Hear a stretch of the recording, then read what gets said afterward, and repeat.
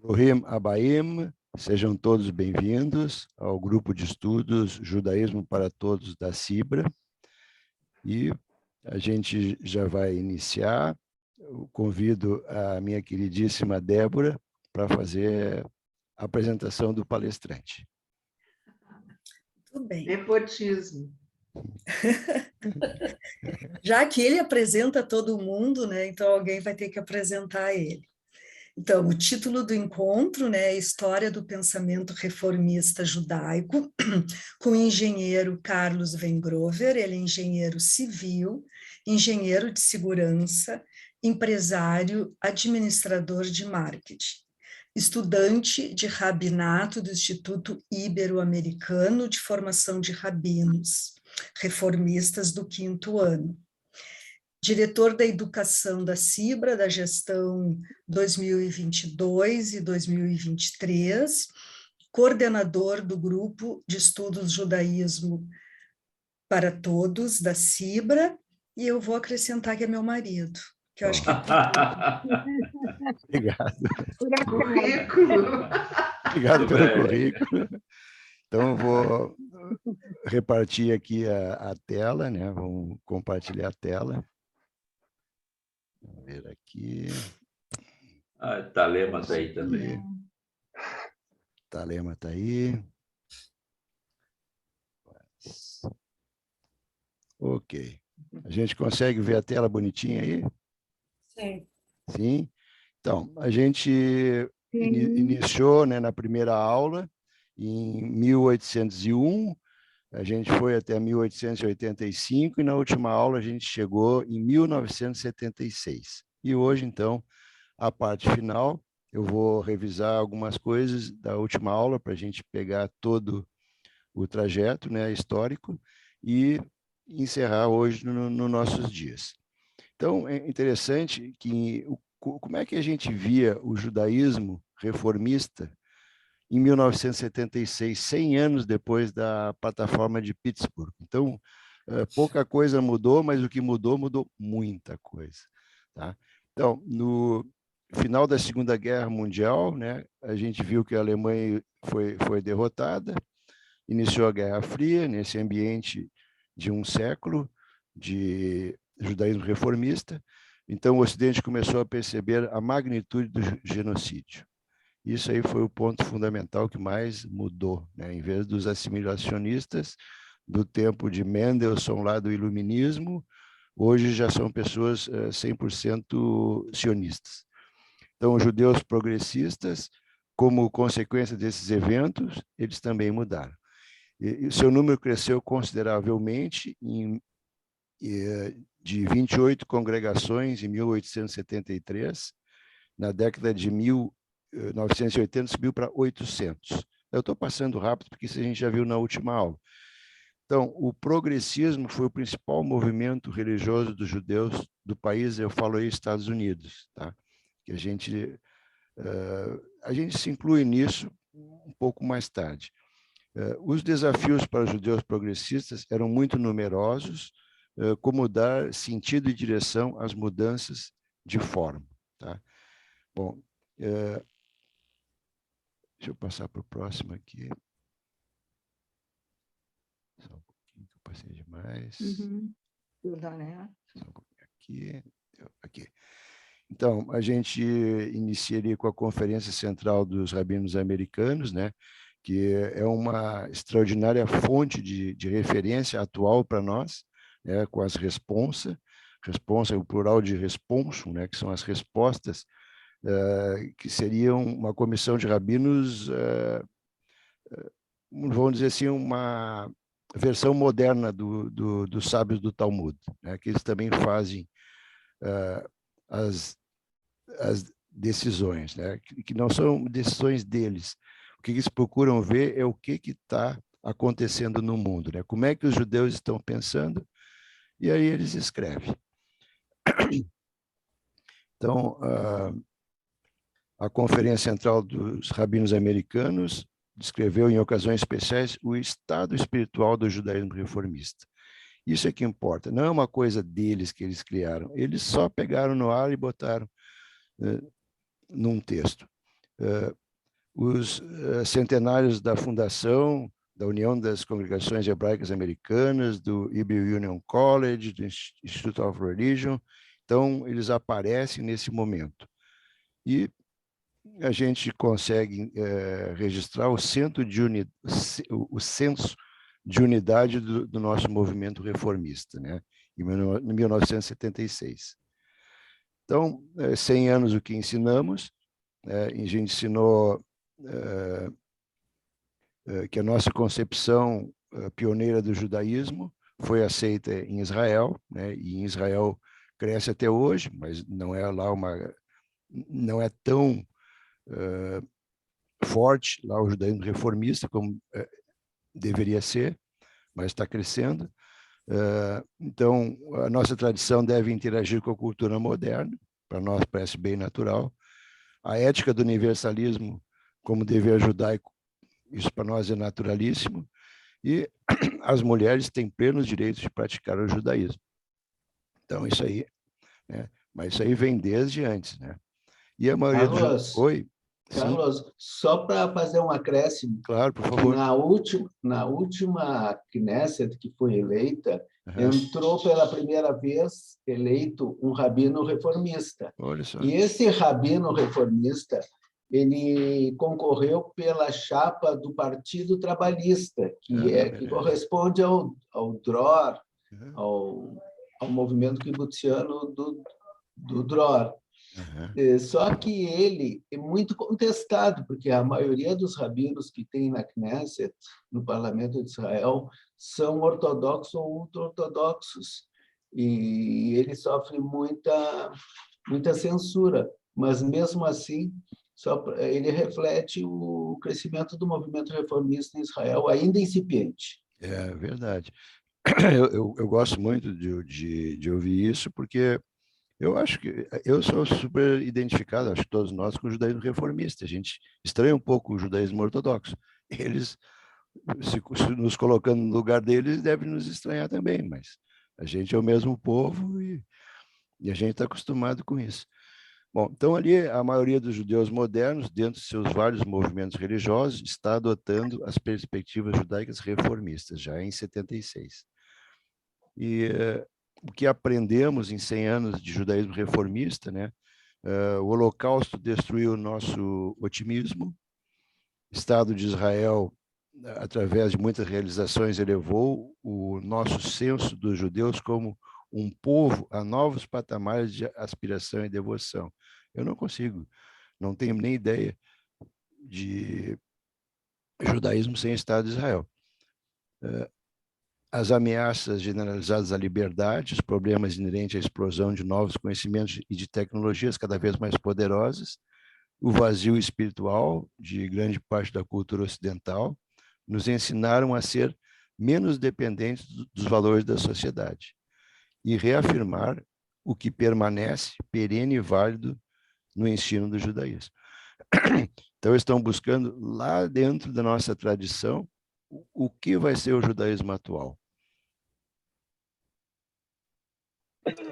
Diversidade dentro da unidade, a marca registrada da reforma. É o que eu estava falando, né? A gente tem diversidade dentro do judaísmo, tem extremos de diversidade, né? Conforme o Talema estava relatando. E a gente tem a diversidade e a gente convive com essa diversidade e para nós é uma riqueza e não uma fonte de conflito. Não deveria ser, né? Embora possamos diferir em nossa interpretação e aplicação de ideias enunciadas aqui, aceitamos tais diferenças como preciosas. Isso é que importa.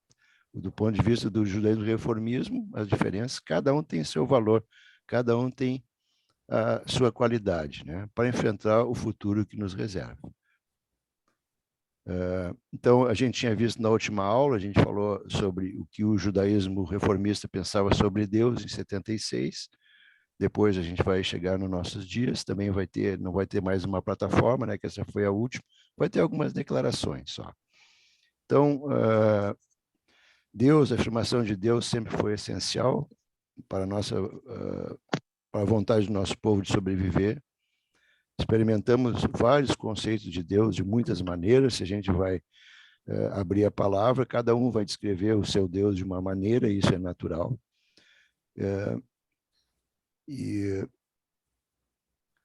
Estamos sempre abertos a novas experiências e concepções do divino.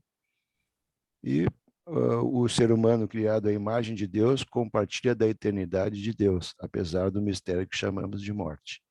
Tá? Essa é uma das principais frases da aula de hoje, né? O ser humano criado à imagem de Deus compartilha da eternidade de Deus, apesar do mistério que chamamos morte. Isso aqui dá para meditar o resto da vida aqui sobre essa frase, que sempre vai fazer sentido para a gente, né? O que é a morte? É a coisa mais natural, a gente nasce sabendo que vai morrer. Então, é natural. A gente não gosta de perder pessoas, mas é um mistério, né? Que nem eu falei da última vez, eu fiz um trabalho, eu fiz um levantamento de toda a literatura judaica sobre a morte e vi que ninguém chega a conclusão nenhuma. Tá? Então, a gente permanece esse mistério. Então, o povo de Israel, o povo judeu e o judaísmo desafiam uma definição precisa, porque ambos estão em processo de transformação. Tá? Judeus, por nascimento ou conversão, né, unidos, como por todos os grupos étnicos, a língua, a terra, história, cultura, instituições, mas o povo de Israel é o único, por causa de seu envolvimento com Deus e sua percepção resultante da condição humana. E ainda na plataforma, o item 3, a Torá, resulta da relação entre Deus e o povo judeu. Isso tem uma paraxá que fala só sobre isso, não me lembro o nome agora, mas até uma vez eu já estudei. Então, nossos profetas, historiadores e poetas nos deram uma herança cujo estudo é imperativo religioso e cuja prática é nosso principal meio de santidade, né? A prática no sentido das ações. Rabinos, professores, filósofos judeus talentosos em todas as épocas amplificaram a tradição da Torá. Tá? A gente amplifica a Torá? Sim, né? A Torá é infinita, porque a gente sempre encontra inspiração na Torá. E por milênios, a criação da Torá não cessou, e a criatividade judaica, em nosso tempo, está aumentando a corrente da tradição. Bom, item 4, ainda estava na última aula, nossas obrigações religiosas, a prática religiosa. Então, da prática religiosa, o judaísmo enfatiza que a ação, em vez do credo, como expressão primária de uma vida religiosa. Nossos principais filósofos falam sobre a ação. O judaísmo é não vou dizer só uma religião, né? Mas, se fosse falar em religião, seria uma religião de ação. Não é só de palavras. Se a gente não age, não há judaísmo. O século passado nos ensinou que as reivindicações feitas sobre nós podem começar com nossas obrigações éticas, né? A gente sabe que o mais importante para a gente é começar de dentro para fora, né? A gente próprio, o lar judaico, a vida familiar, estudo ao longo da vida, oração privada, adoração pública, né? Tudo isso é judaísmo reformista e, ao mesmo tempo, é o judaísmo tradicional. Tá? E o envolvimento com as sinagogas de comunidade, né? Todo mundo a gente faz isso, não só o judaísmo reformista. E a gente, ainda dentro da tradição judaica, a gente também exerce uma autonomia individual. E a gente tem aqui que a gente parou no final da última aula, né? A gente veio até o item 5. Então, agora a gente começa aqui no item 5.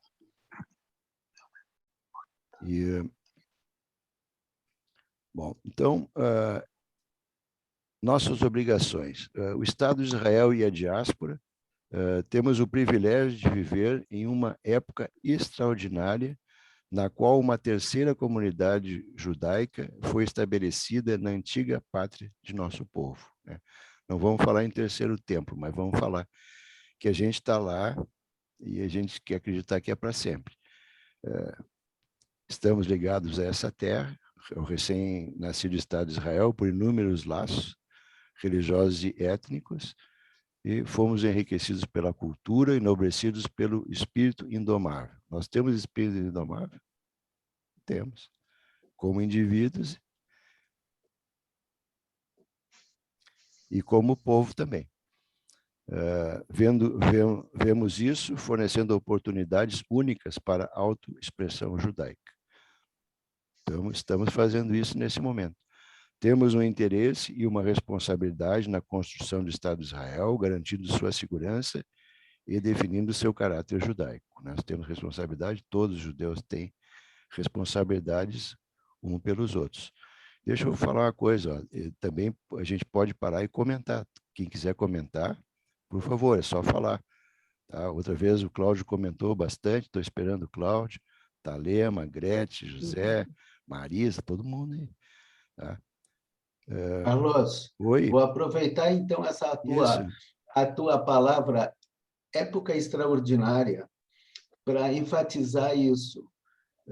Na verdade, há 2000 anos atrás, desde a expulsão dos judeus da época do Segundo Templo, da destruição do Segundo Templo, os judeus sempre almejaram retornar para Israel, né? Durante 2000 anos, a gente sabe, o nosso povo ele foi perseguido, mas ele sempre teve essa fé de que um dia ele ia retornar. E por incrível que pareça, e daí a palavra extraordinária, coube à nossa geração a vivência desse evento, que o Estado de Israel, então, tão almejado, tão desejado durante 2000 anos, na nossa geração, ele foi proclamado. Então, isso é uma realidade maravilhosa e a gente deve comemorar isso e deve comemorar, deve agradecer que a nossa geração foi na nossa geração que isso aconteceu e também, como está no outro parágrafo, a nossa responsabilidade em relação a que esse Estado continue vivo, continue de pé, né? Daí a palavra época extraordinária. Realmente é uma época extraordinária que a nossa geração tem a oportunidade de viver. Beleza, Talema. A gente ali fala, eu escrevi garantindo que nós vamos garantir a segurança de Israel? Não, né? Israel já está garantindo a segurança das pessoas que vivem em locais inseguros. Quem vivia em locais inseguros migrou para Israel. Israel é que garante a segurança agora do povo. Incentivamos a aliar para aqueles que desejam encontrar a máxima realização pessoal na causa de Sião. Aqui no nosso grupo, várias pessoas já fizeram aliar. E exigimos que o judaísmo reformista seja incondicionalmente legitimado no Estado de Israel. Tá? Então, é isso aí, como o Moreira Lema falou, né? Já temos até um deputado. Então, ao mesmo tempo em que consideramos o Estado de Israel vital para o bem-estar do judaísmo, em todos os lugares, reafirmamos o mandato da nossa tradição criar comunidades judaicas fortes, onde quer que vivamos. A gente está bem aqui no Brasil, temos comunidade judaica pequena, mas forte, e a gente tem a vontade de viver o nosso judaísmo aqui e não contradiz nada, né, o nosso sionismo. Uma visão judaica genuína é possível em qualquer país, cada comunidade desenvolvendo seu próprio caráter particular e determinando suas responsabilidades judaicas. Responsabilidade é uma das palavras mais que a gente sente, né? A base da vida da comunidade judaica é a sinagoga, né? Foi uma declaração da época e ainda continua. Leva-nos, além de si, a cooperar com outros judeus, compartilhar suas preocupações e assumir a liderança em assuntos comunitários. E o Estado de Israel e a diáspora em diálogo frutífero. Aqui o nosso diálogo com Israel é pequeno, né? Mas imagino que nos Estados Unidos deve ter um enorme diálogo, né? Principalmente na área tecnológica, né? Nem tanto na área religiosa. E pode mostrar um povo transcendente ao nacionalismo, ao mesmo tempo que afirma, dando assim um exemplo para a humanidade que permanece amplamente preocupada com objetivos perigosamente locais. Eu botei ali paroquiais, mas me arrependi, locais. Então, passamos para o item 6 da plataforma. Então, o item 6, nossas obrigações, sobrevivência e serviço. Então, a reforma inicial, judeus recém-admitidos na sociedade em geral, e vendo nisso a evidência de um universalismo crescente, falavam regularmente no propósito judaico em termos de serviço do judaísmo à humanidade. E, nos últimos anos, nos tornamos conscientes das virtudes do pluralismo e dos valores do particularismo. O povo judeu, em seu modo de vida único, valida seu próprio valor, enquanto trabalha para o cumprimento de suas expectativas messiânicas. Então, aí estão as nossas obrigações. Quem é que quer comentar as obrigações? Isso aqui já é a matéria nova de hoje.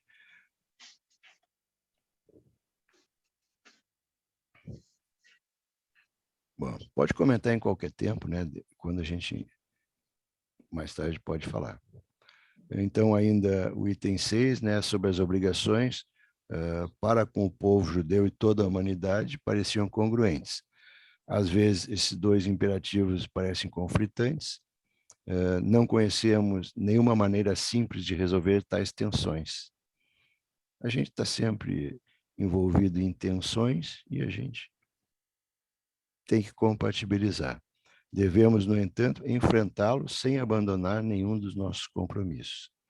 Uma preocupação universal pela humanidade, desacompanhada de uma devoção ao nosso povo, em particular, é autodestrutiva.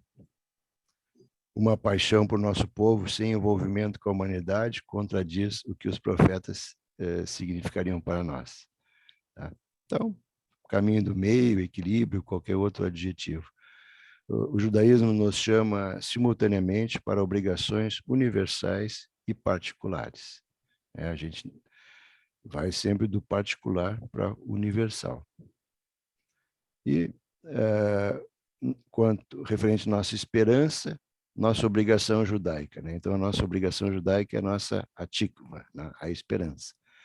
As gerações anteriores de judeus reformistas tinham uma confiança ilimitada no potencial da humanidade para o bem. Bem que eles falaram, gerações anteriores, né? Que a nossa geração tem bem pelo contrário, uma certeza ilimitada da estupidez humana.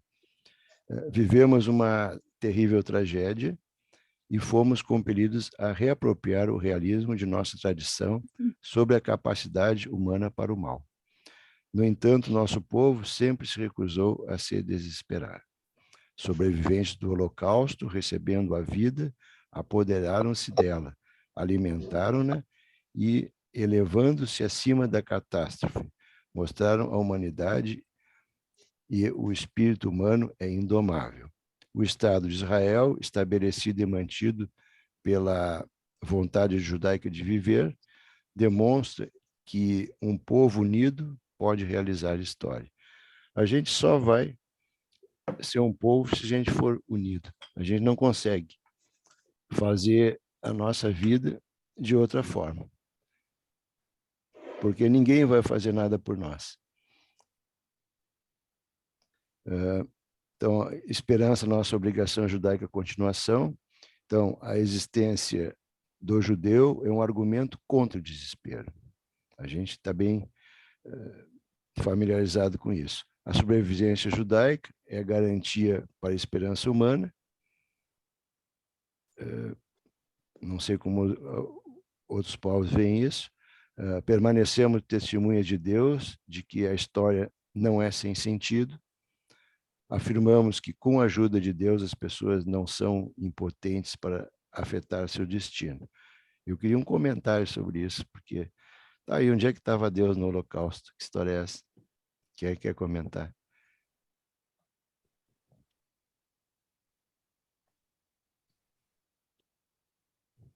Bom, pode comentar em qualquer tempo, tá? Depois a gente... Pode falar. Eu estava dizendo que é Fala, um José. assunto difícil para comentar. Esse é o assunto mais difícil, José. Que Esse bom é que tu difícil. pegou a palavra, porque esse é o assunto mais difícil que existe. Exato. Eu gostaria, assim, de aproveitar essa pausa, de olhar para frente, se tu não te importar, e te fazer duas perguntas. Oh, claro. A primeira delas, quantos seminários rabínicos reformistas hoje em dia a gente tem notícia que estão trabalhando? Uhum. E, em segundo lugar, se nesses encontros de vocês, nesses seminários, como é encarada a parte da educação judaica, ou seja, rabinos em escolas. Não sei se esse assunto surge. Sim. Me desculpe, eu tô saindo do passado, mas eu estou querendo olhar para frente, entende? Maravilha. Porque o Holocausto a gente pode falar muito tempo também, Não, mas... depois o Klaus vai falar sobre o Holocausto, vai falar 3 aulas sobre o Holocausto. O Klaus prega. Bom, eu posso responder. Eu conheço algumas escolas, né, reformistas. Não, tem essa nossa aqui da América Latina, tem a Union Hebrew College, tem algumas outras escolas na Europa, e não são muitas. Em Israel não sei se tem ou não, tá? Mas o rabino na educação é fundamental. Isso é o que nós mais valorizamos, na realidade, é o conhecimento, e a gente precisa de rabinos nos colégios israelitas. E de todos meus colegas ali, eu não sei de nenhum que não seja professor, tá? De alguma coisa. Então, são todos que estão envolvidos ali têm alguma função na educação. Tem um que tem uma escola de idiomas. Eu perguntei isso, Carlos, porque nos seminários dos ortodoxos e outros intermediários, assim, existem cursos especiais para futuros professores dessa área, como professores, mas orientados por um seminário reformista, você entende? Isso, o seminário, esse que eu estudo, tem vaga para professores, para dirigentes comunitários, tem vaga para todos. Não quer dizer que a pessoa vá para o seminário rabínico só para ser rabino, né? Professores de cultura judaica são amplamente bem-vindos. Só que o que acontece lá? Eles entram como professores e depois querem ser rabino. De todos que entraram como professores, já passaram para o curso de rabino. Tá? É bem entusiasmante, né? Uma coisa que a gente gosta muito, é uma paixão, né? É pura paixão. Bom, então vamos continuar. Não sei se eu consegui responder tudo. Sim, obrigado. Sim, sem dúvida. Okay. Sobre a vivência judaica é a garantia para a esperança humana. Isso é uma frase linda. Permanecemos testemunha de Deus de que a história não tem sentido. É verdade. Afirmamos que, com a ajuda de Deus, as pessoas não são impotentes para afetar seu destino. Eu acredito que a gente não precisa, a gente mantém, o judeu gosta de ter conduta ativa, né? Não fica esperando a ajuda dos outros. Se a gente precisa de alguma coisa, a gente que vai tomar a iniciativa. E isso se refere a Deus também. Ninguém fica esperando que Deus vai nos tirar por uma mágica de algum problema. A gente é que tem que agir, senão a gente não consegue. Deus ajuda na medida que a gente está ligado a Ele, né? Nós nos dedicamos, assim como as gerações de judeus que viveram antes de nós, para trabalhar e esperar pelo dia em que não farão dano nem destruição a todo meu santo monte, porque a terra se encherá de conhecimento do Senhor como as águas cobrem o mar. Bom, Carlos, oi. Carlos, Sim. Fazendo um paralelo com o slide desse slide que tu mostrou agora, que é um argumento contra o desespero, com a situação do indivíduo, a situação de um povo com a situação do indivíduo. Então, quando a situação de uma pessoa ela é desesperadora, normalmente essa pessoa cai em depressão. Ou até uma geração, né? De repente, até no caso, a gente está vivendo isso agora, atualmente, toda uma geração que está depressiva porque não encontra esperança, não encontra uma perspectiva de vida mais saudável. E então, o que acontece? Nós temos a escolha: entrar na depressão e ficar em depressão, ou manter o alto astral, manter a esperança, ser uma pessoa otimista e criar uma realidade nova que seja mais saudável.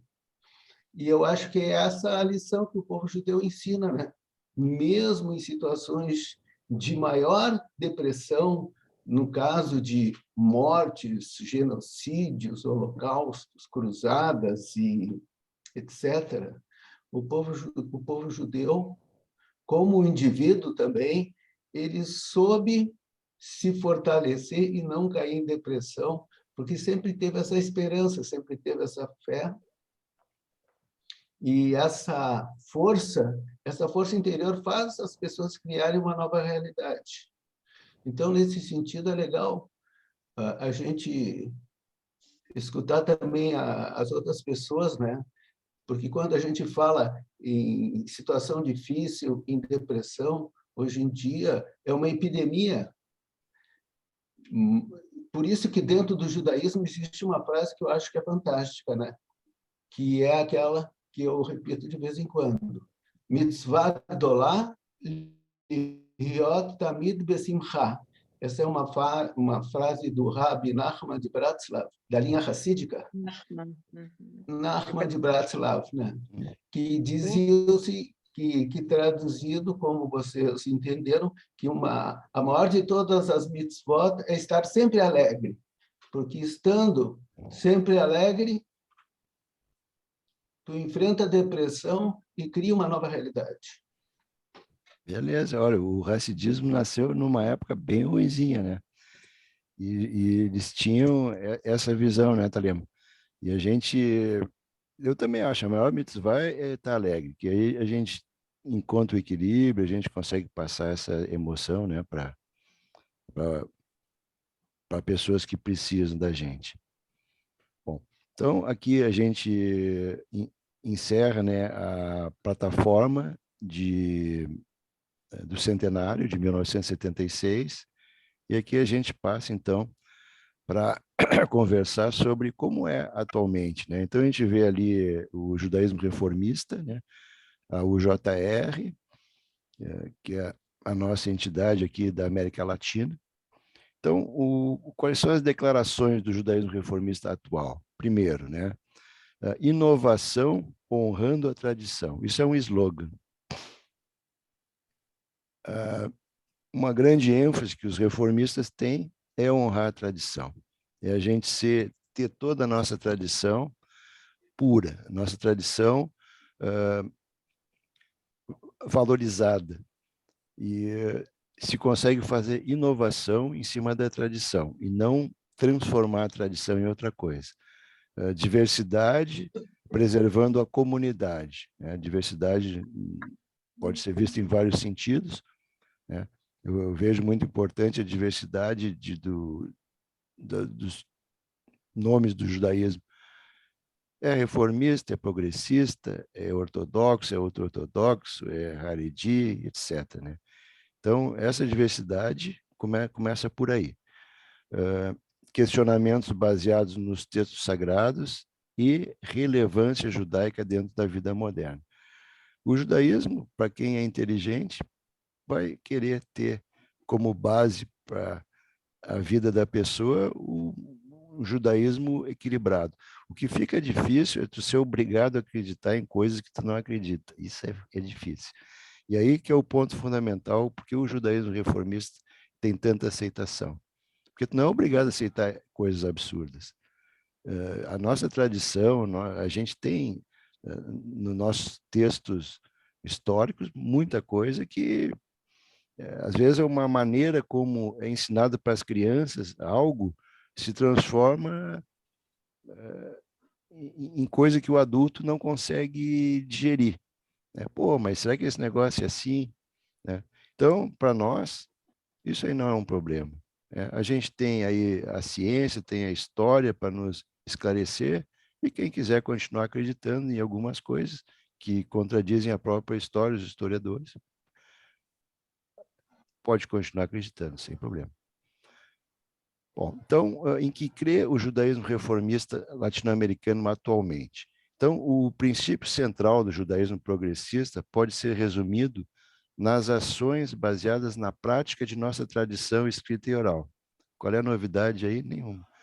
Nos códigos, né, tipo o Talmud, nos textos da Torá, interpretadas pelos rabinos, né, o Talmud, e na sua pluralidade, respostas que transformam a prática da generosidade e do fortalecimento da comunidade, o que permite a autonomia de seus membros de maneira responsável, sempre guiados pela prática religiosa progressista e reformista, né? Eu incluiria o reformismo dentro do progressista.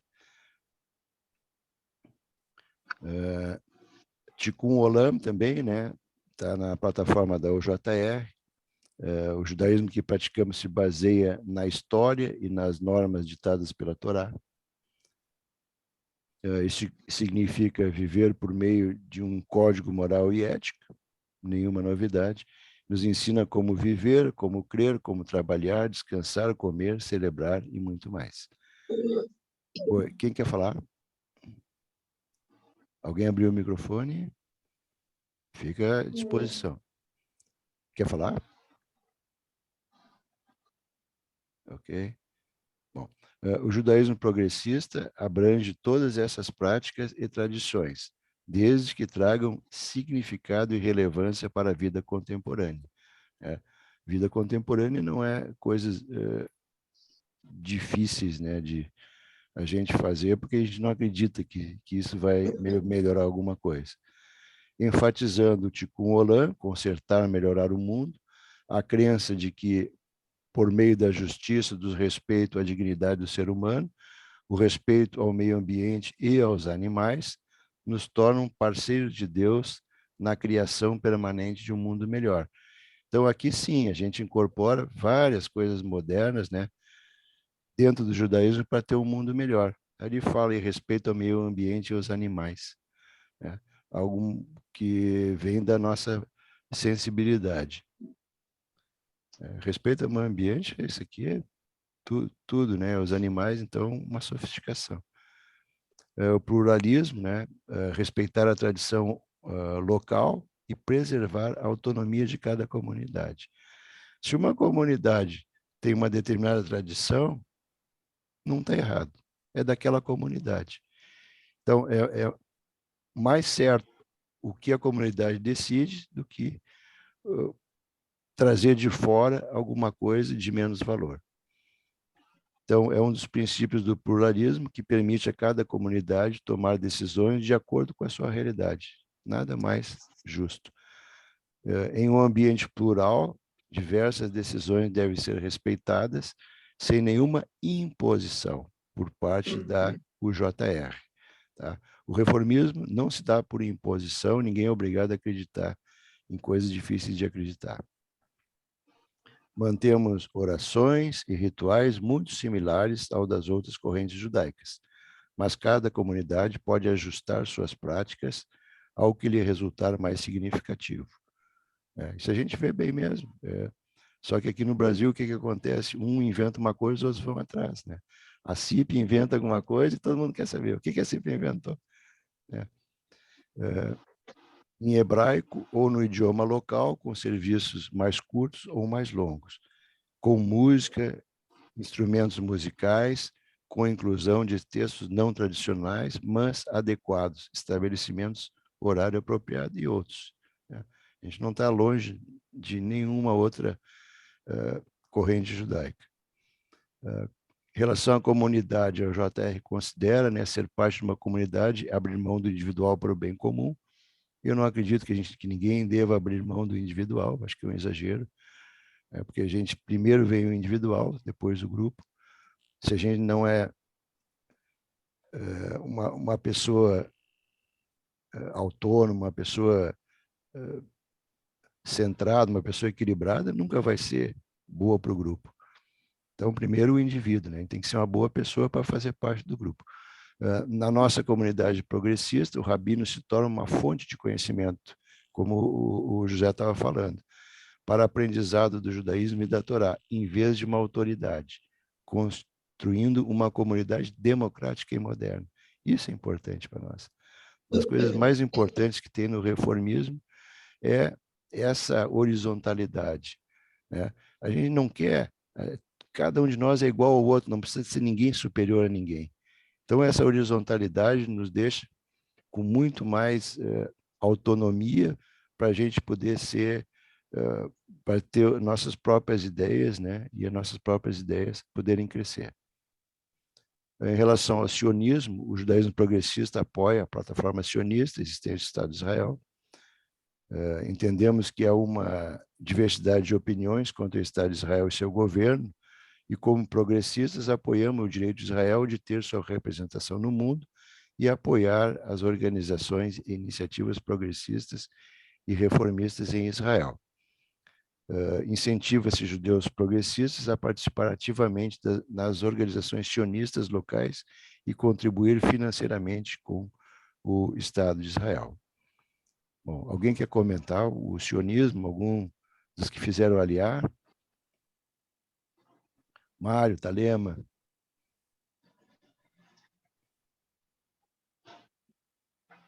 Essa palavra, Carlos, progressista, é uma palavra que dá margem a muita discussão. Por quê? Porque uma coisa é o judaísmo progressista americano, que está muito identificado com o Partido Democrático, né? 75% dos judeus americanos eles votam no Partido Democrata.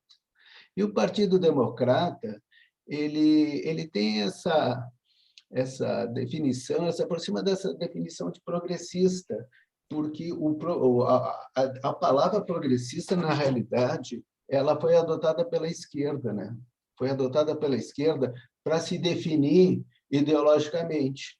Então, é importante a gente salientar que esse progressista que tu está falando não é esse progressista da América Latina que diz que é identificado com as esquerdas. Não, eu acho que o judaísmo liberal, reformista, prefiro as palavras liberais e reformistas do que a palavra progressista, porque o progressista, na América Latina, se identifica muito com a esquerda.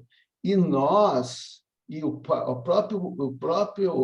própria ideia liberal reformista, é um viés de centro, né? Uma viés liberal, uma viés equilibrada. E hoje em dia a gente sabe que isso é muito importante, porque senão nós vamos ser acusados de ou defender um partido, ou defender um político, ou defender e contra um outro partido, contra outro político. Então, eu acho que cabe mais nesse sentido aqui em Porto Alegre e no Brasil em geral e na América Latina, a gente não falar esse termo judeus progressistas, e sim falar em termos de judeus liberais e reformistas. Boa, Talema. Boa ideia. A gente é liberal, a gente não quer submeter ninguém, nem quer ser submetido por ninguém. A gente quer ser liberal. Então, isso aí faz parte do nosso judaísmo. Até a gente estava ouvindo uma palestra, né, lá na Cibra, um doutor em judaísmo, está fazendo doutorado na Espanha. O que ele fala? A esquerda daqui é muito diferente da esquerda lá de Israel, e a direita daqui muito diferente da direita da Israel. Ele estava até falando isso. E em Israel tem lugar para todo mundo. O cara quer ser socialista, tem lugar para ser socialista. O cara quer ser liberal, tem lugar para ser liberal. E assim por diante. Bom, então, Claro. Oi, pode falar.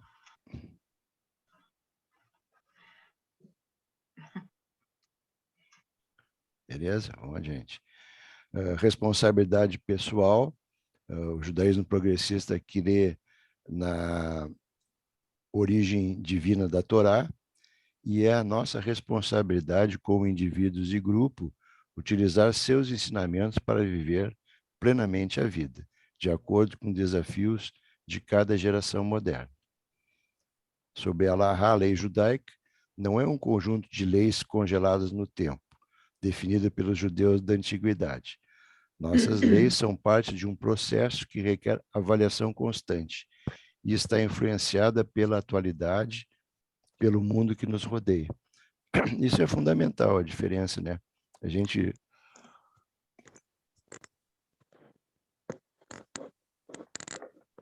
verifica outros grupos judaicos que não aceitam evoluir no tempo, a gente aceita, né? E a gente aceita eles do jeito que eles são.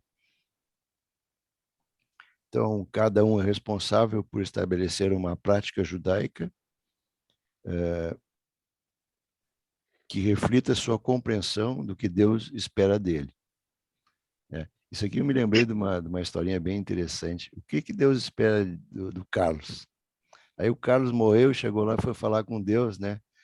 Ah, Deus, eu não fui que nem Moshe, não fui que nem o outro profeta, mas o que o senhor esperava de mim? Eu esperava que tu fosse o Carlos. Então, essa que é a ideia. Então, talvez daí entre uma coisa que eu sempre tenho presente na minha cabeça, porque eu achava importante a minha identidade judaica, como eu me sinto, e eu me sinto judia em todo e qualquer momento. Mas uma coisa que eu sempre lembro é Hillel dizia, se não eu, quem? Não é isso. Isso está no Talmud, isso mesmo. No Pirkei Avot, né? Se não eu, quem? É isso mesmo. É. A gente pensa então, em si na comunidade. No meu caso, a minha identidade, quem? E muitas outras coisas pode se refletir dentro desse pensamento. Mas é bem tranquilo. A gente tem uma fundamentação enorme nas nossas Mekorot, nas nossas fontes.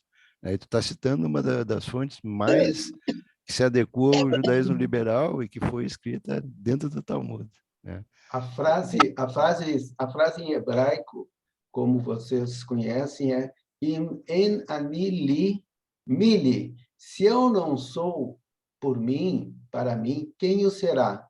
E continua, quem o né? será? Quem o será? Né? Essa é a frase completa. Exatamente.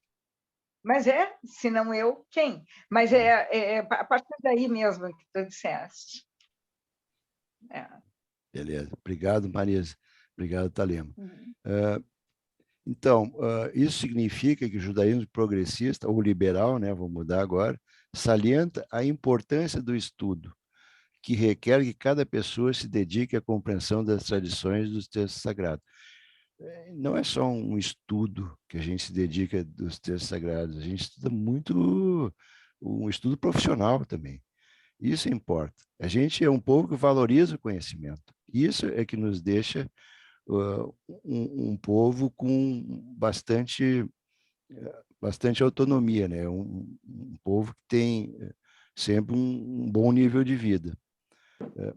Cada ser humano é responsável por suas decisões.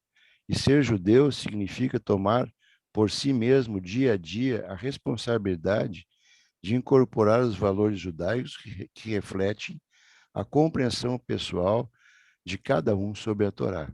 Então, a gente começa a ver compreensões pessoais, né? Às vezes, pessoas de outras religiões perguntam, em que vocês acreditam? E eu tenho que responder, olha, cada um que acredita no que acredita. É muito melhor cada um acreditar do que todos ser padronizados, né? Que nem uma boiada ali, ser comandado por alguém, uma boiada que não pensa, não raciocina, e uma outra pessoa raciocina por ele, né? Não é essa é a ideia do judaísmo progressista.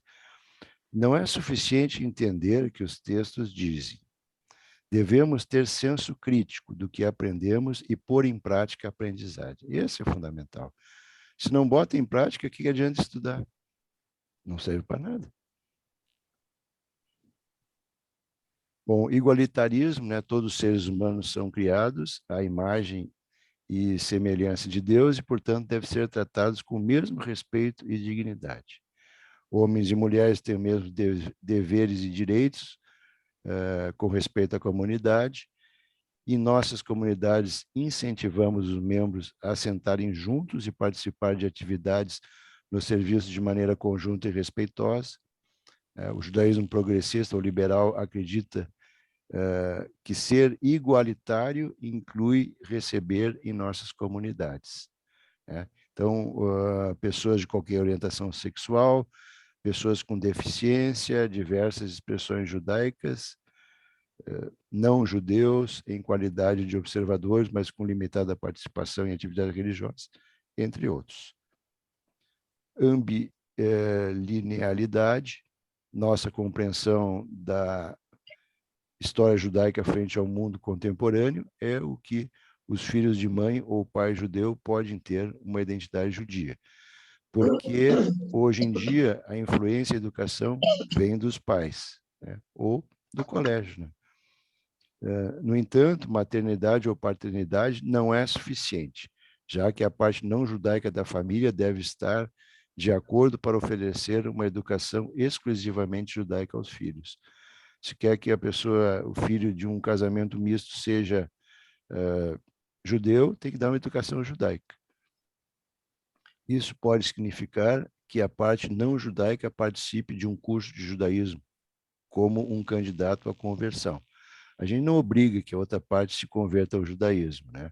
Mas que tenha a cultura judaica em casa. Filho de casais em que só um deles é judeu pode ser aceito na comunidade como judeus se forem educados em um ambiente judeu e receberam a educação que os qualifica para a tomada de decisão consciente sobre a sua religião. Isso é importante, né? Então, a pessoa de casamento misto, ela que vai decidir o que ela quer ser, né? Não tem obrigação de nada.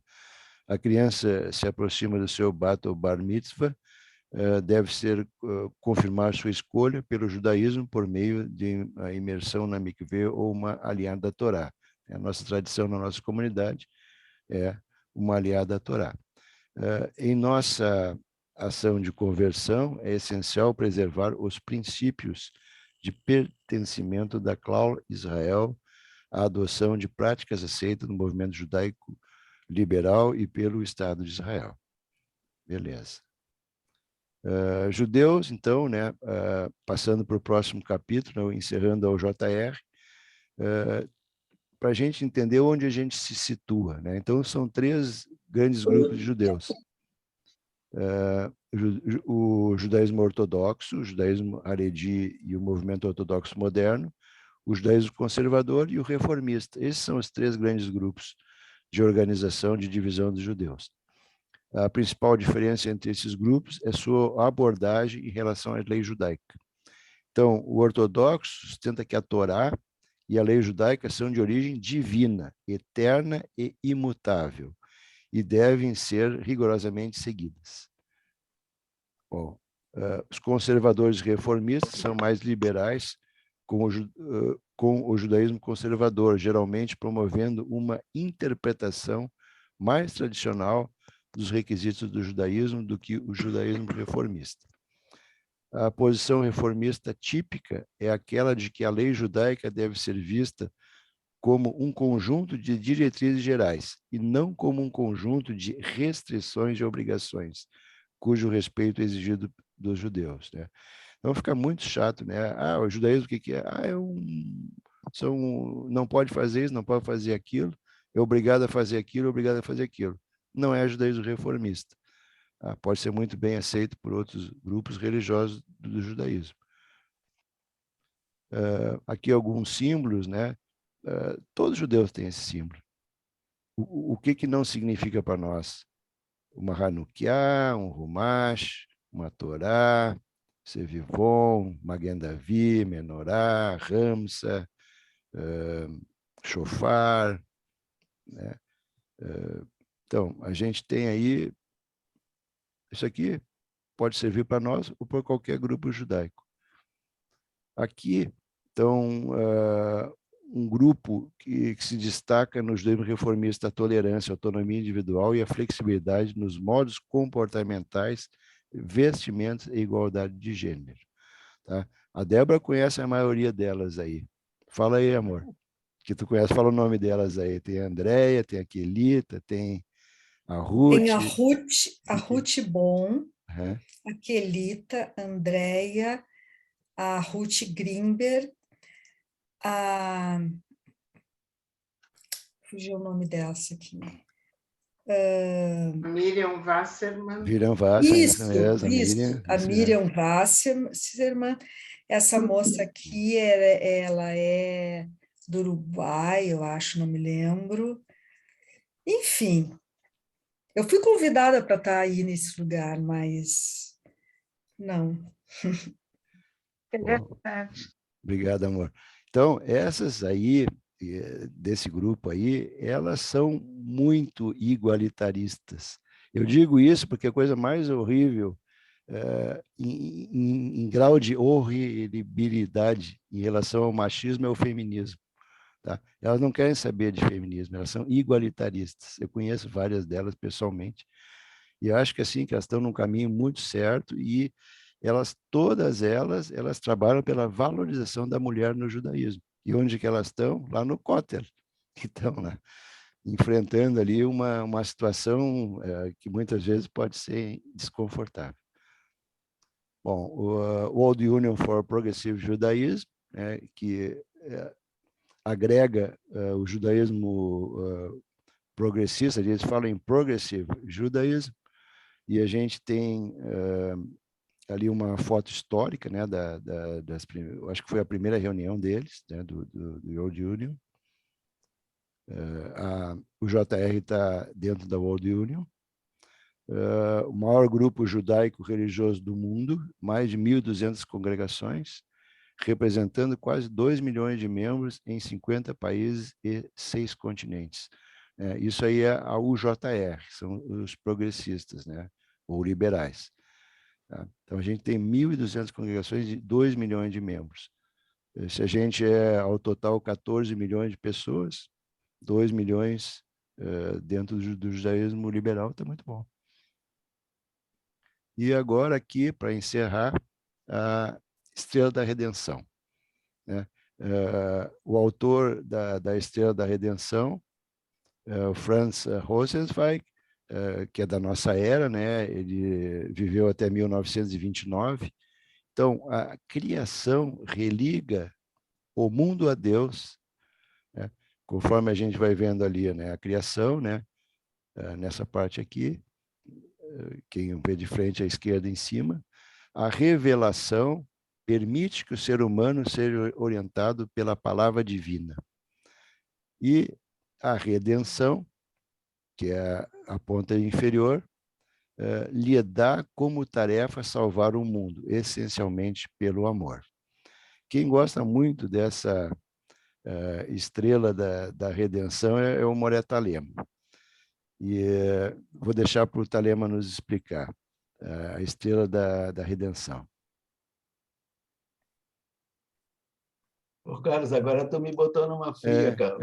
Eu estou sendo apresentado para ela agora, nesse momento. Mas eu já ouvi tu falar sobre isso antes. Não, mas é que dá para interpretar a estrela de Davi de diferentes maneiras, né? Mas...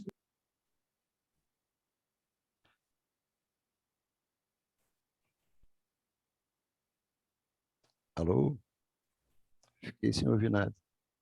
Talema, teu microfone está fechado. Fala um pouquinho mais de cada ângulo dessa estrela de Davi, para a gente ter uma ideia melhor assim do que se trata. Aí depois a gente pode conversar sobre esse tema. Bom, então, a Estrela da Redenção, né, do Franz Rosenzweig, ele vê quais são os principais pontos, né, do judaísmo. Então, o principal ponto para ele é Deus, né? Então ele coloca em cima ali, está em espanhol, Deus, e em seguida ele coloca ali a redenção e a revelação, que são os valores judaicos, né? Nós nos baseamos, né, na criação, na revelação e na redenção. Esses são os 3 valores. E dentro desses valores, quem atua, né, é a humanidade, né, que está na ponta de baixo, e o mundo, né, onde a gente atua. Então, se a gente vai ver a relação, ele colocou dessa forma bastante simétrica, essa nossa estrela da redenção, para a gente ter em mente ali os fundamentos básicos do judaísmo. Então, pessoal... Carlos, agora eu entendi um pouquinho essa interpretação do Rosenweis, tá? Que é o seguinte, ó, são 2 triângulos, né? O triângulo que aponta para cima, vocês podem ver, ele tem o Tikkun Ha'am, que é o consertar o povo, né? Do verbo letaken. O Tikkun Olam, que é consertar o mundo. E aqui em cima, formando esse triângulo que aponta para cima, é o Tikkun Atzmi, que é o conserto, que é a terapia individual, terapia pessoal, né? Conserto de si mesmo. Então, esse triângulo para cima aponta nas 3 dimensões do ser humano, que é tu melhorar a ti mesmo, melhorar o teu povo e melhorar o mundo. Tá? Esses triângulos aqui, esses 3 primeiros aqui, esse triângulo que aponta para cima. E o triângulo que aponta para baixo já é outro tema, né? Que é o tema da criação de uma ponta que se revela, que se manifesta na revelação e na redenção. Aí, esse outro triângulo também é um triângulo assim que ele atinge todo o povo, né? Que é o Limud Kiyum HaMitzvot, isto é, a criação das leis, né? E depois a manifestação dessas leis através do estudo, Talmud Torá. E aqui embaixo, o Limud Darkei Geulah, que vem a redenção, que a Geulah é a redenção, isso é a libertação, né? Como é que a gente pode se libertar como povo? Seguindo as leis, manifestando as leis e desejando a redenção, a libertação. Beleza, Talema. Obrigado, Talema. Então, pessoal, a parte da apresentação era essa, e a gente tem aí mais aí aproximadamente quase meia hora para a gente poder conversar sobre o que a gente viu aí.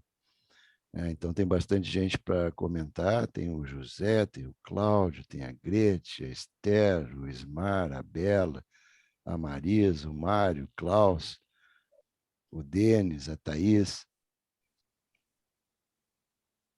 Quem quer começar? Deixa eu, então, apresentar para vocês a nossa nova membro do grupo, a Thaís. A Thaís está entrando hoje, e a Thaís já conhecia a Cibra, a Thaís conversou comigo para a gente se conhecer melhor, para a gente poder dar boas-vindas para ela hoje. Então, boas-vindas ao grupo, Thaís. Obrigada. Ok, bom. Então, quem gostaria de começar comentários? Eu vou tentar falar. Oba, que bom, Grete. Eu tenho mais perguntas do que outra coisa.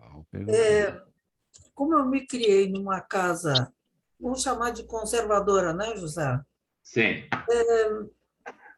Eu aceitei as mudanças. O meu pai foi uma das pessoas assim que era mais para frente.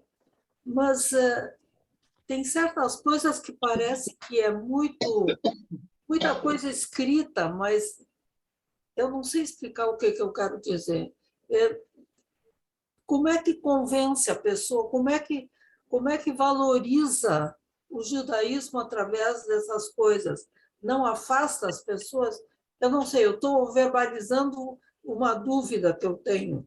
Não sei se eu ajudo ou atrapalho. É isso, não sei. Não, ajuda, porque, olha só, o judaísmo atrai e afasta. Atrai algumas pessoas e afasta outras. Isso é bem normal. O judaísmo reformista tenta fazer com que a gente consiga conviver com menos contradições, né? E a gente tem autonomia. Tem alguns grupos judaicos que não gostam de autonomia. A gente gosta e a gente se ama igual. Eu estou louco para ouvir. A sensação que eu tenho, viu? A sensação que eu tenho pela explanação é que as coisas ficam muito superficiais. Eu posso estar totalmente errada. Entende? É assim que eu sinto, não sei. Isso eu não sei responder. É muito difícil. Eu vou ter que pôr uma perguntinha assim meio difícil para o Carlos, aliás, mais difícil ainda. Que bom, vamos ver. Carlos, tu que estás participando desse tipo de curso, sabe muito mais sobre esse assunto que nós. Claro como é que tu vês a nossa comunidade nesse sentido do que está sendo feito? Como é que é a nossa vivência? Tu enquadrarias ela como um judaísmo reformista? Bom, assim, eu consigo falar algumas coisas, não vou conseguir responder tudo, né? Vou dar a minha visão. A minha visão, assim, ó, a Cibra, ela é uma comunidade pequena que tem muito profissional dentro da Cibra, né? Que trabalha dentro da Cibra. As coisas dentro da Cibra acontecem pelos excelentes profissionais que nós temos lá, né? Um excelente rabino, um excelente Razanit.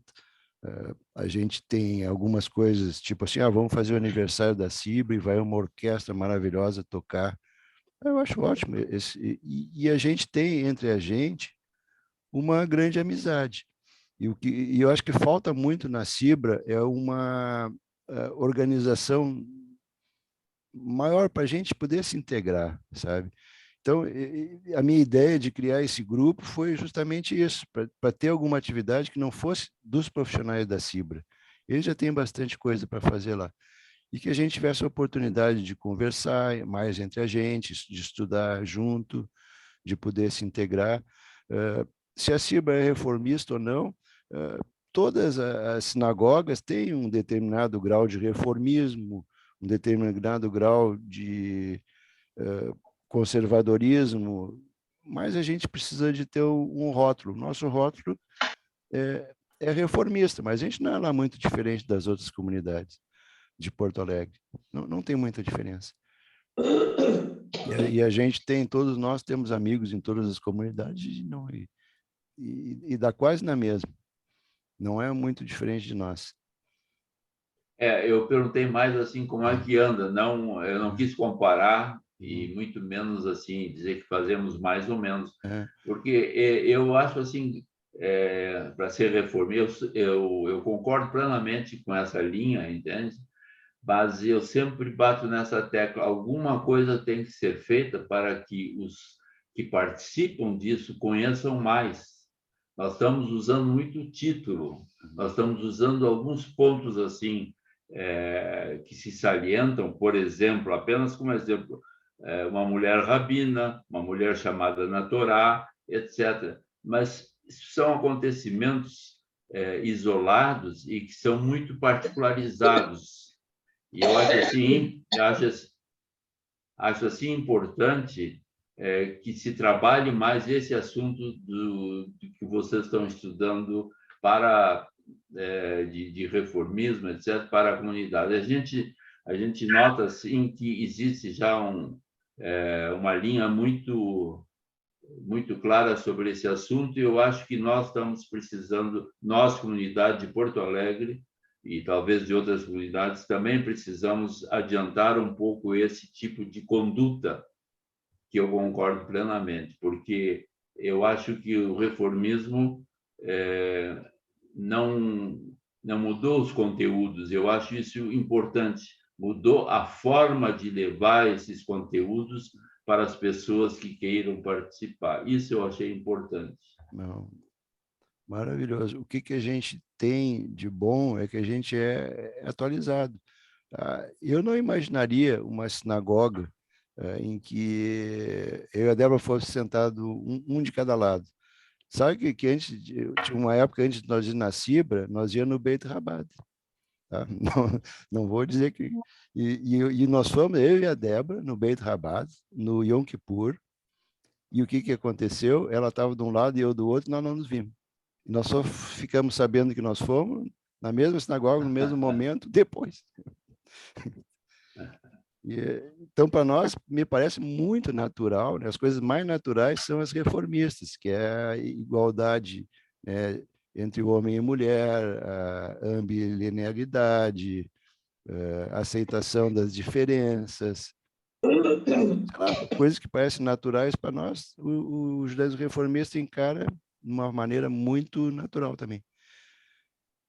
Por isso que a gente se identifica com o reformismo.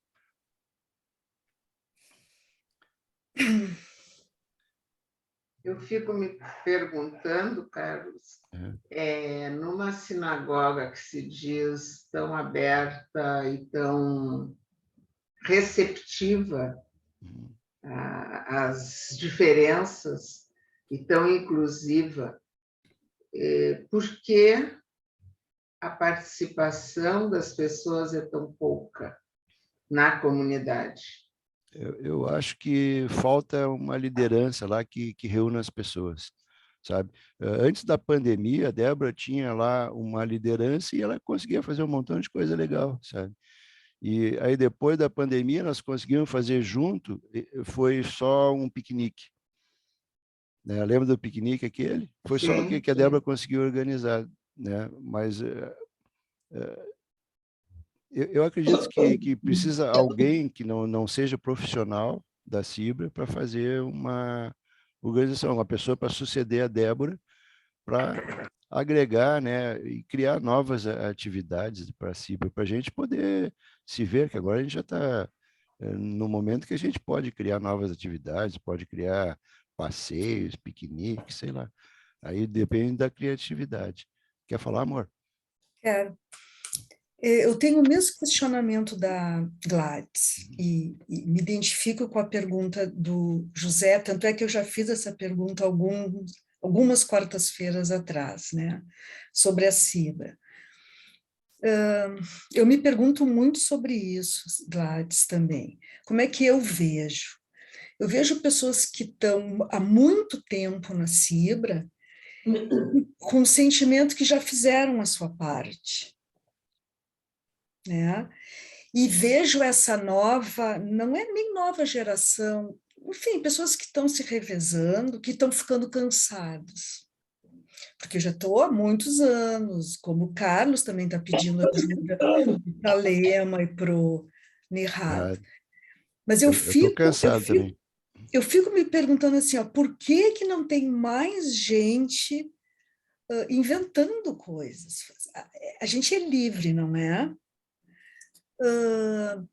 A gente é livre, mas eu não sei até que ponto é no papel, é na ideia ou é na vontade. Por exemplo, o nosso rabino não é, a formação dele não é reformista, é Masorti. Né? Eu sinto que ele tenta incluir tudo isso que tu falou, incluir, receber. Eu acho que os grupos interreligiosos, ele trabalha muito bem, mas eu sinto que está faltando muita coisa ainda. O próprio memorial que eu agora tive envolvida para conseguir chamar mais entrevistados, né?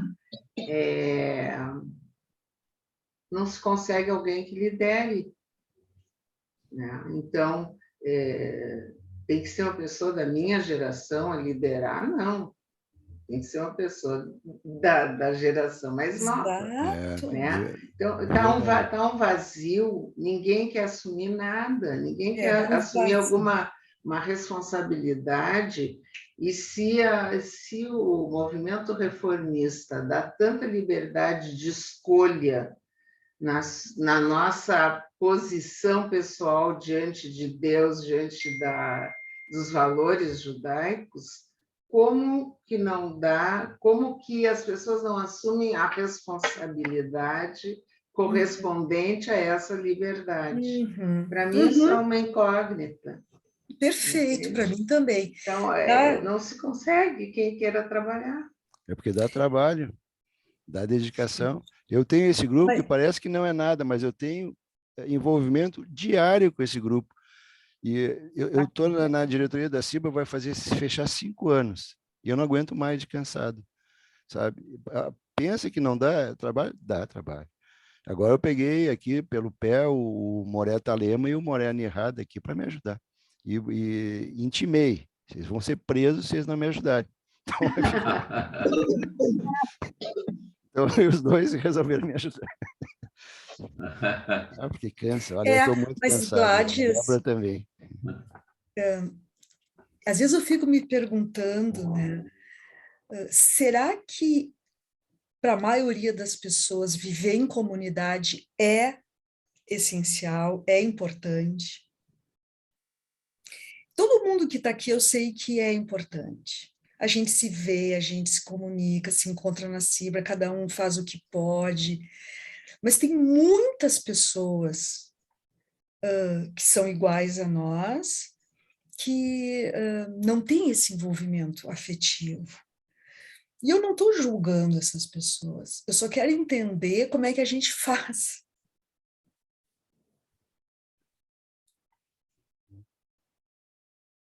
Sim.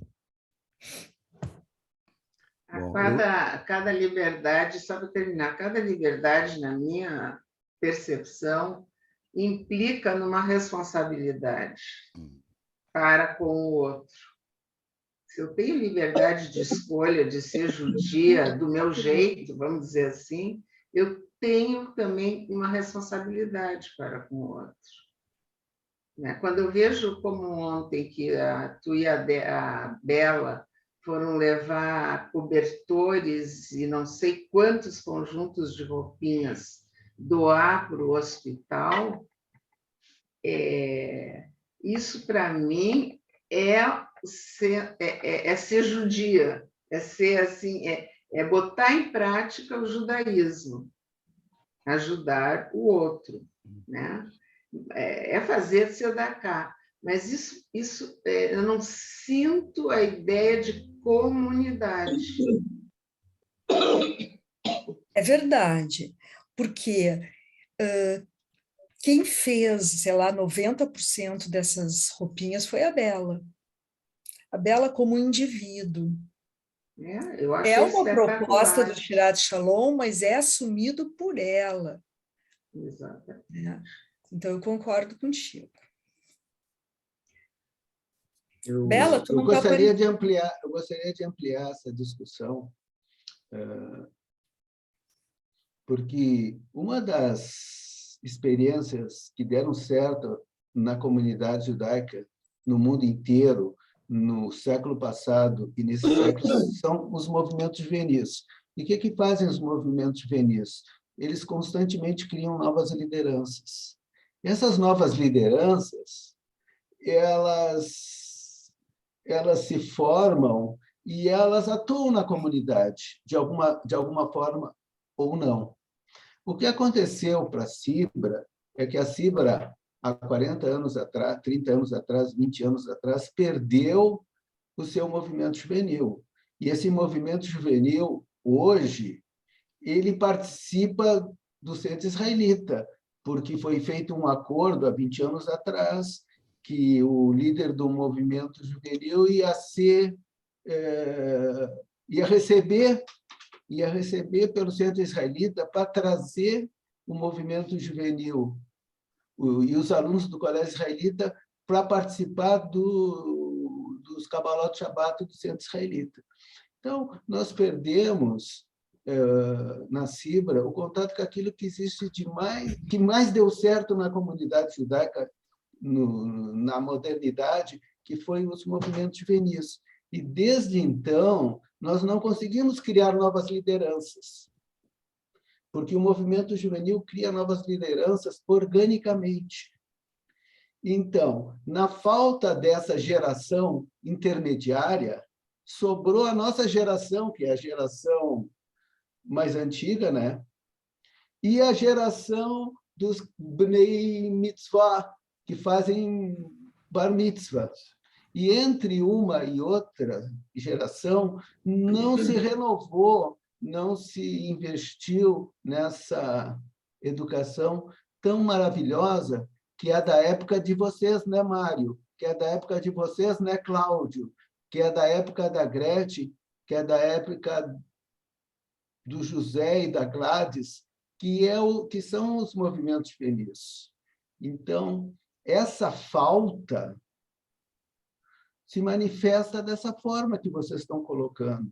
Não tem novas lideranças, porque não tem movimentos juvenis que formam organicamente, não tem um movimento juvenil que forma organicamente e que educa a nova geração dentro dos valores do movimento reformista. Talema? Então, isso é só uma explicação, tá? Eu não estou fazendo uma crítica, eu só estou vendo o contexto maior, tá? A Débora quer falar. Eu posso acrescentar alguma coisa? Vocês não imaginam quanto que o meu umbigo está sendo esticado aqui. A Cibra, para mim, e a Hazit, para mim, foram e continuam sendo, apesar que a Hazit não faço mais parte, e aqui em Campinas eu já procurei a Cibra, não aparece a Cibra.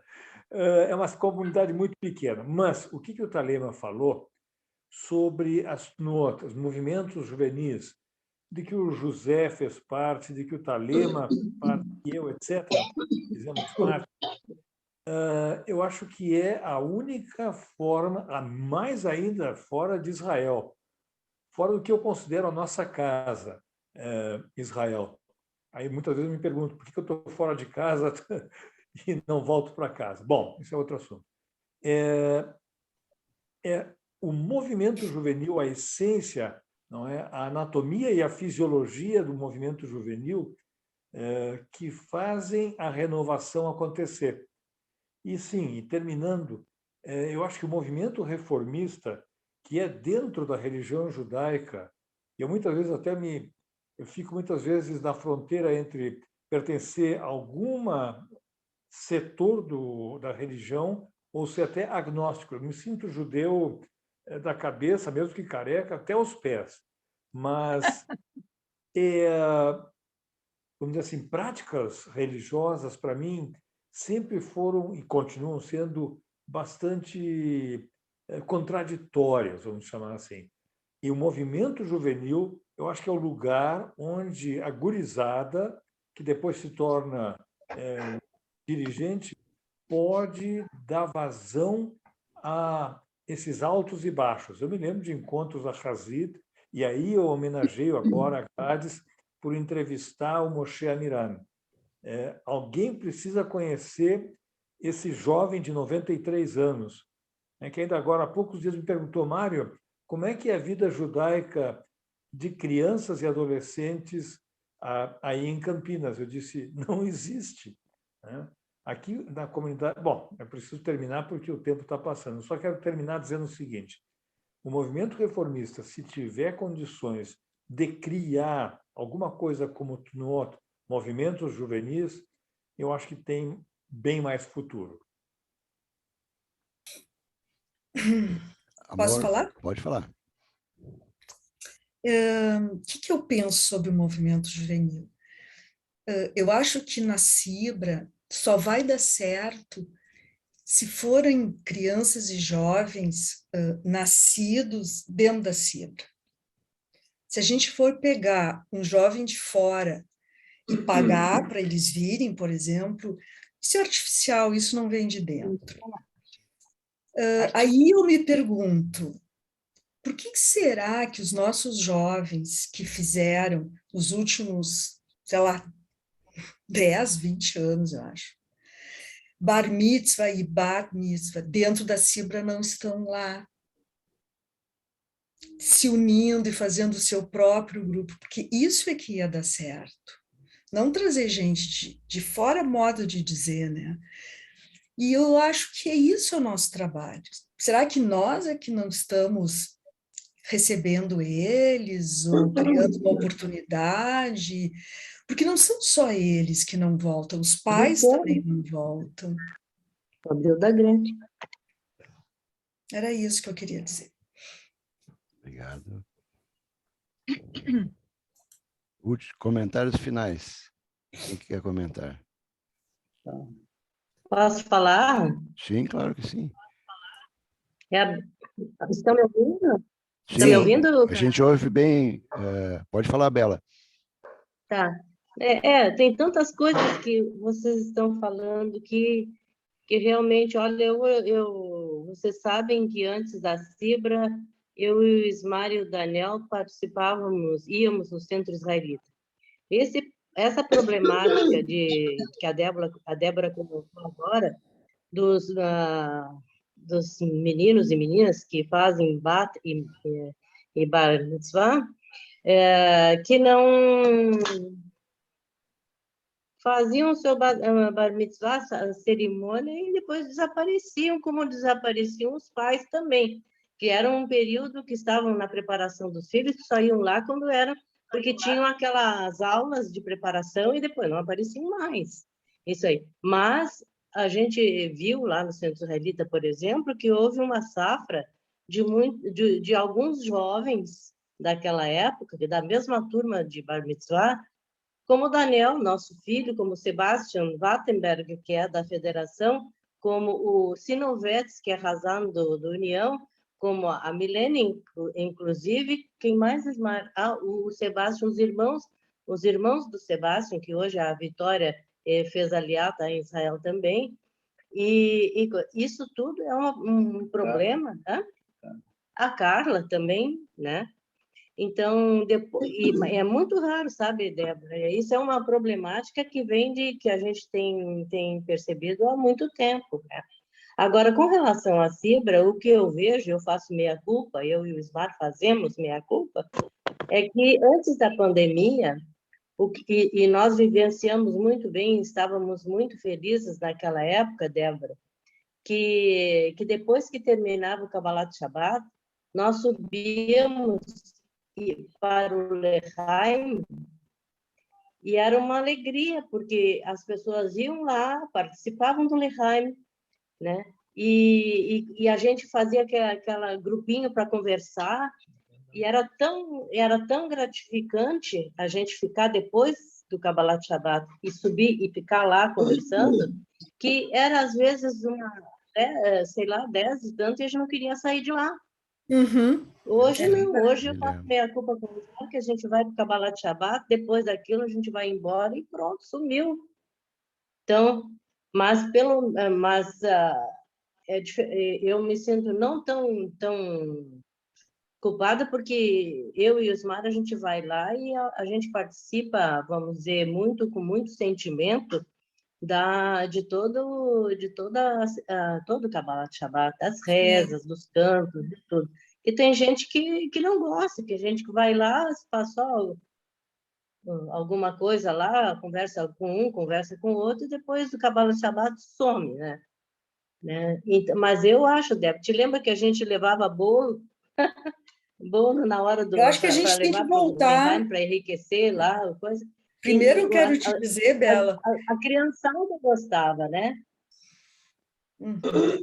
Bela, meia culpa não serve para vocês dois, né? Que, por favor, são super ativos, importantes, mas eu acho que a gente tem que voltar a fazer mesmo esses kiddush, assim, com esse ânimo, né? Estou dentro, só me convidar que eu estou. Eu acho que a gente tem que retomar isso, de pegar e subir e participar e ficar conversando, porque senão fica uma coisa muito, muito fria, né? A gente vai lá e não sente aquele aconchego que a gente já sentia antes. Vai lá e sai e pronto, né? Essa pandemia veio e esfriou um monte de coisa também, né? Que é o medo da gente estar se reunindo e a tal da... É isso que eu queria falar. Obrigado, Bela. Vou passar a E com palavra, relação àquela Claro. atividade que a Débora... Pode falar, Bela. Tá. Bela, pode falar. Não, eu estava dizendo que aquela atividade que nós fizemos, que levamos lá do Sherat Shalom lá para o Hospital Presidente Vargas, a gente fica contente em saber que aquele teu último slide que tu puseste hoje, que fala na estrela aquela que o Thalema explicou todos os vértices e tudo que estava ali, pelo menos a gente está inserido naquela coisa que a gente está fazendo Tikkun Olam, né? Que isso é uma coisa muito gratificante, principalmente nos dias de hoje, que a gente sabe que tem muita gente necessitada de auxílio, de ajuda, e o mais importante é que nós fomos recebidos com muito amor lá, pela pessoa que nos recebeu, e a gente viu que elas ficaram muito felizes, e isso foi muito gratificante mesmo. E nós saímos muito mais felizes do que entramos, né? Carlos, parabéns pela... Mas eu gostaria de mostrar, falando na estrela de Davi, né, que se mostrou no final, que num determinado momento eu faço parte de um grupo da Vitsu, de mulheres, que se chama Anne Frank, e eu, num determinado momento, criei uma peça que é uma estrela de Davi. Eu não sei se eu posso mostrar para vocês. Claro. Que tem um pássaro dentro, mas que esse pássaro não está dentro de uma gaiola. Ele é livre, no sentido de que ele pode sair a qualquer momento, e eu vou mostrar. É essa peça. Ela é feita de bambu, e ela gira independente da girada do pássaro. Eu fiz o pássaro em terracota e a estrela de Davi de bambus, que formaram uma estrela. Mas depois eu centralizei o pássaro, coloquei dentro. E é isso aqui. É um símbolo maravilhoso do judaísmo liberal. É um símbolo, a estrela de Davi e o pássaro, que é livre. A qualquer momento ele pode sair daí, girar de uma forma independente. Parabéns. Bom, é isso. Amor, o Atenante estava querendo falar. Isso. Vamos fazer um leilão, Marisa. Então, vou fazer o seguinte, só vou interromper a gravação aqui para não dar um vídeo muito longo, e a gente continua ouvindo o Atenante encerra.